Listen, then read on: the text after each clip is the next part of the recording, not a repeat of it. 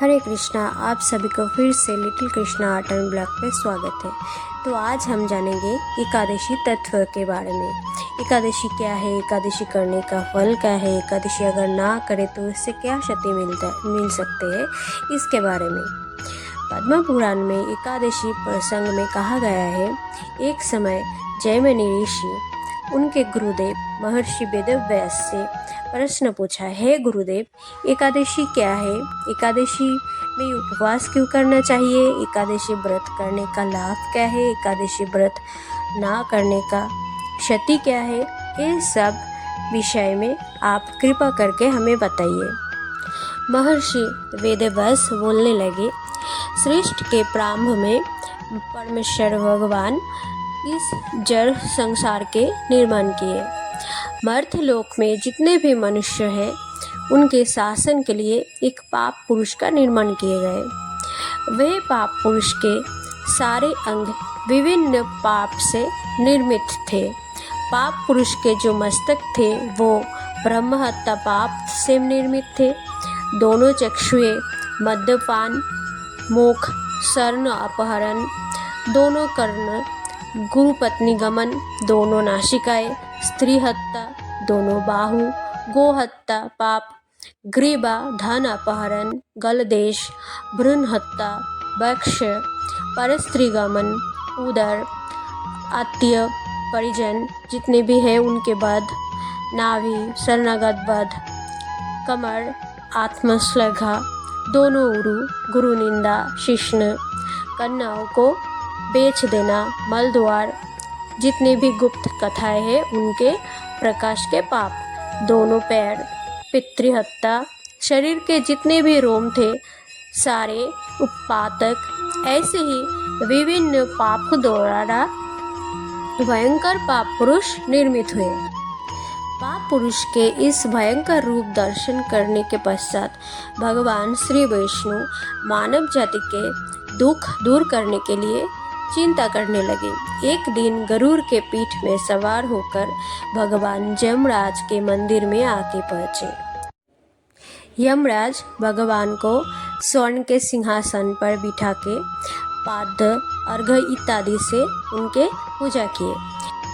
यमराज से बात करने के वक्त भगवान को दक्षिण के ओर से असंख्य जीव की आर्त क्रंदन की ध्वनि सुनाई देने लगे।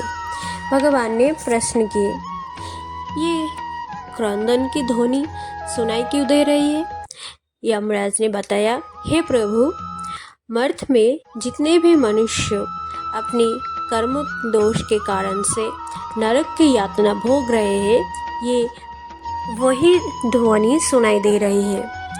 इन पापाचारियों की दुर्दशा देखकर करुणामय भगवान चिंता करने लगे। मैंने ही सारे प्रजाओं की सृष्टि की, मेरे ही सामने वो कर्म के दोष के कारण से नरक की यातना भोग रही है। अब मैं ही इनकी सद्गति के व्यवस्था करूंगी।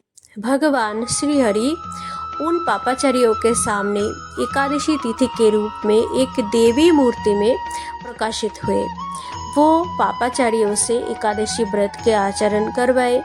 एकादशी व्रत के फल से वो सर्व पाप से मुक्त होकर तत्पश्चात वैकुंठ चले गए। श्री व्यासदेव ने बताया, हे जैमिनी, श्री हरि के प्रकाश से एकादशी समस्त सुकर्म में श्रेष्ठ है, समस्त व्रत में उत्तम व्रत है। कुछ दिन पश्चात भगवान के सामने पाप पुरुष आके हाथ जोड़ करके प्रार्थना करने लगे, हे भगवान, मैं आपकी ही प्रजा हूँ, मुझ में आश्रय करके जो जैसा कर्म करता है मैं उन्हें वैसा ही दुख दान करती हूँ, पर एकादशी के प्रभाव से मैं कुछ नहीं कर पा रही हूँ, उपरांत मुझ में हानि ही हो रही है। एकादशी व्रत के प्रभाव से सारे पापाचारी वैकुंठ में चले जा रहे हैं। हे भगवान, अब मेरा क्या होगा? मैं किनके आश्रय में रहूंगी? अगर सभी वैकुंठ चले गए तो इस मर्त्य जगत का क्या होगा?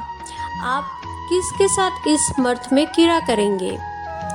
पाप पुरुष प्रार्थना करने लगे, हे भगवान, यदि आपको इस विश्व में क्रीड़ा करने की इच्छा हो तो मेरी दुख दूर करें, एकादशी तिथि के भय से मुझे रक्षा करें। हे भगवान, मैं एकमात्र एकादशी के भय से पलायन कर रही हूँ।